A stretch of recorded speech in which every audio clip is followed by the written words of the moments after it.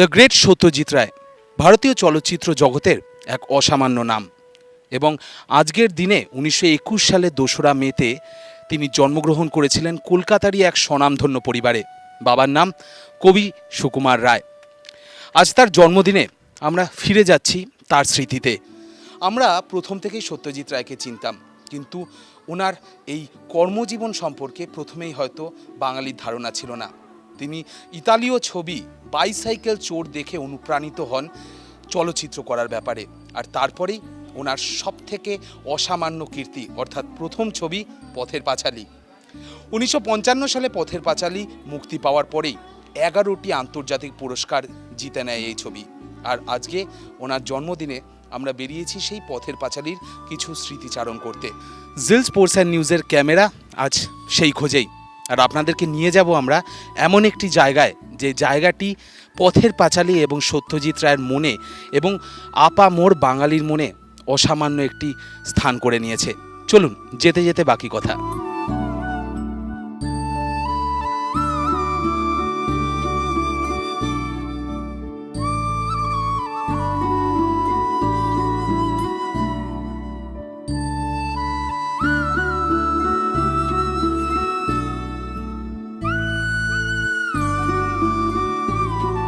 চলচ্চিত্র নির্মাতা সত্যজিৎ রায়ের কাজের পরিমাণ বিপুল। মোট 37টি পূর্ণ দৈর্ঘ্যের ছবি করার পাশাপাশি বেশ কিছু স্বল্প দৈর্ঘ্যের ছবি করলেও তার প্রথম চলচ্চিত্র পথের পাঁচালী যেন একটি মাইলস্টোন হয়ে রয়েছে। পথের পাঁচালী, যে পথের পাঁচালীকে ঘিরে মোট 11টি আন্তর্জাতিক পুরস্কার পেয়েছিলেন সত্যজিৎ রায়। সত্যজিৎ রায়ের এই ছবি সত্যি নস্টালজিয়া। এই ছবিকে ঘিরে রয়েছে প্রচুর স্মৃতি। যেরকম আমি আগেও বলেছি আপনাদেরকে যে আমি আজকে বেরিয়েছি আপনাদেরকে সেই সমস্ত স্মৃতিচারণের জন্যে, আরও একবার সেই নস্টালজিয়াকে সামনে থেকে উপভোগ করার জন্যে।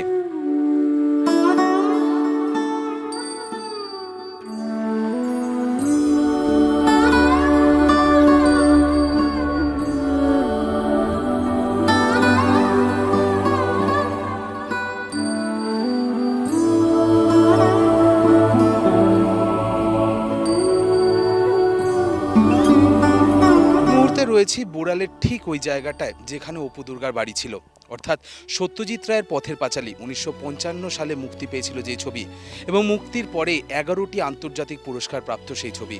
আপনারা দেখতে পাচ্ছেন আমার সামনেই রয়েছে সত্যজিৎ রায়ের সেই স্মৃতিসৌধ, সেই মূর্তি। পথের পাঁচালীর পর সত্যজিৎ রায়ের জীবনাবসানের পর এলাকাবাসীরা তার স্মৃতির উদ্দেশ্যে এই মূর্তি স্থাপন করে, এবং এখানেই কিন্তু রয়েছে প্রত্যেকটি নস্টালজিয়া, পথের পাঁচালীকে ঘিরে প্রত্যেকটি স্মৃতি। এখানেই রয়েছে অপু দুর্গার সেই বাড়ি, যে বাড়ির থেকে কাশবনের দিকে দৌড়ে যেত অপু দুর্গা, এবং যেখানে প্রত্যেকটি মুহূর্ত জীবিত হয়েছিল পথের পাঁচালীতে। চলুন আপনাদেরকে দেখাই সেই বাড়ি।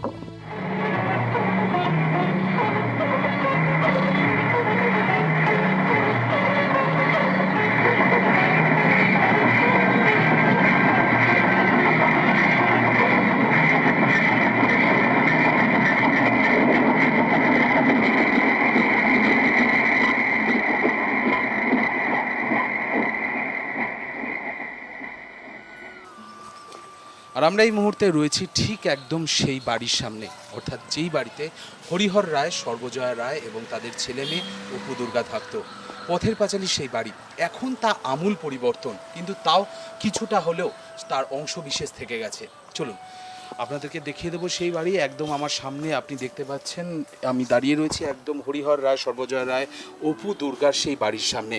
এই বাড়ি এখন অনেকটাই পরিবর্তন হয়ে গেছে, অনেকটাই পাল্টে গেছে। সেই 1955 সাল, আর আজ আমরা দাঁড়িয়ে রয়েছি 2017-তে।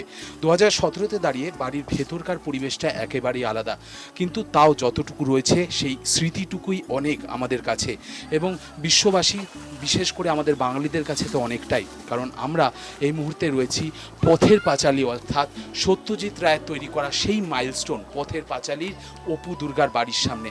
সেই দেয়াল এবং বাড়ির এই সেই বাইরের দেয়াল, যে দেয়ালটি সেই সময় মাটি ছিল অবশ্যই, এবং এই দিকের সেই অংশ কিন্তু এখনও ভাঙা হয়নি। এটা কিন্তু এখন সেই পথের পাঁচালীর সত্যিকারের সেই অংশ বিশেষটাই রয়ে গেছে। আর আমরা এই মুহূর্তে দাঁড়িয়ে রয়েছি হরিহর রায়, সর্বজয়া রায় এবং অপু দুর্গার সেই বাড়ির ভেতরে, অর্থাৎ যে বাড়িতে পথের পাঁচালীর শুটিং হয়েছিল।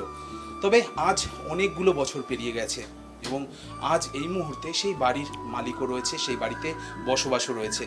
তবে এই যাদের বাড়ি ছিল এবং তাদের পূর্বপুরুষদের বাড়ি, এই মুহূর্তে আমাদের সঙ্গে রয়েছেন যিনি এই মুহূর্তে বসবাস করছেন।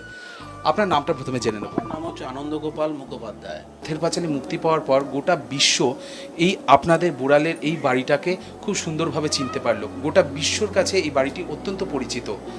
এরকম একটি নস্টালজিক বাড়িতে আপনারা বসবাস করছেন এবং সেই সময় থেকে আপনাদের পূর্বপুরুষদের এই বাড়ি কীরকম লাগে, কখনো কখনো ভাবলে কীরকম লাগে বিষয়টি?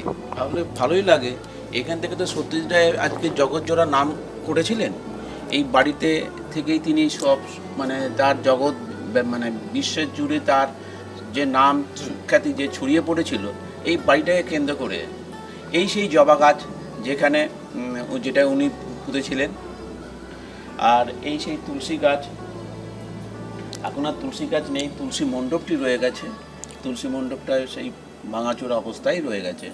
আচ্ছা, আপনার কাছে যে বিষয়টি জানতে ইচ্ছা করছে সেটি হলো 1955 সালের আগে ঠিক কিভাবে মানে আপনাদের এই বাড়িকে বেছে নেওয়া হলো কিভাবে? আপনার কাছে কিছু কি জানেন আপনি এই বিষয়ে?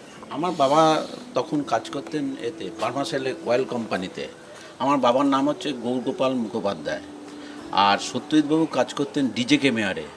উনি ভালো ফটোগ্রাফার ছিলেন।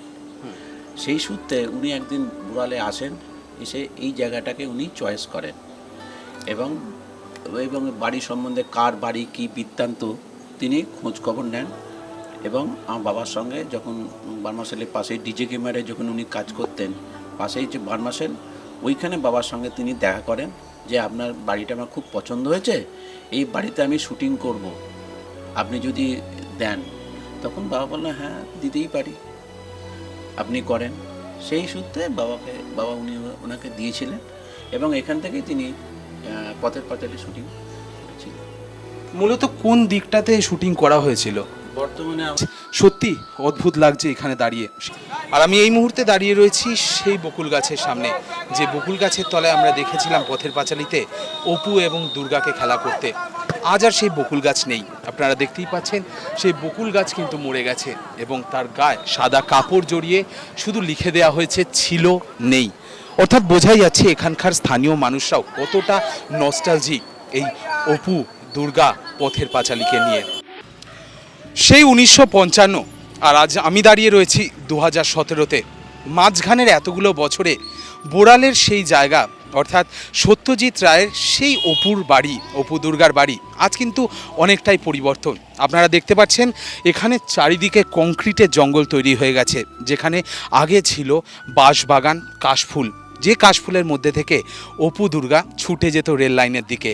আজ সেই রেল লাইনও নেই, সেই কাশফুলও নেই এবং পাশাপাশি কংক্রিটের জঙ্গল দেখতে পাচ্ছেন, পিচের রাস্তা হয়ে গেছে এবং অবশ্যই দোকানপাট, বাড়ি, গাড়ি সমস্ত কিছুতে ভরে গেছে। কিন্তু এই কংক্রিটের জঙ্গলের মধ্যে এক ফোঁটা হয়ে দাঁড়িয়ে রয়েছে সেই বাড়ি, সেই অপু দুর্গার বাড়ি।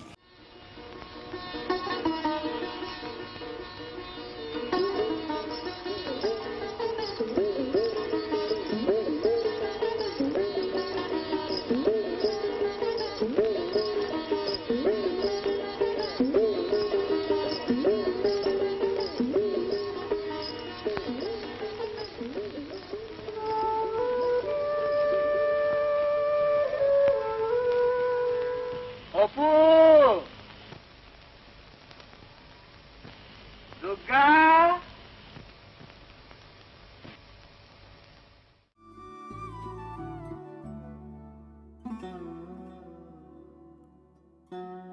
সত্যজিৎ রায়, সত্যজিৎ রায় যে নামটা বাঙালির কাছে চিরস্মরণীয়।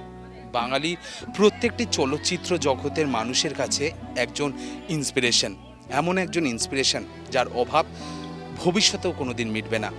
সেই সত্যজিৎ রায়ের আজ জন্মদিন। আজ 2রা মেতে তার জন্মদিনে অবশ্যই জেল স্পোর্টস অ্যান্ড নিউজের তরফ থেকে তাকে অসংখ্য শুভেচ্ছা জানাই, তার আত্মার শান্তি কামনা করি।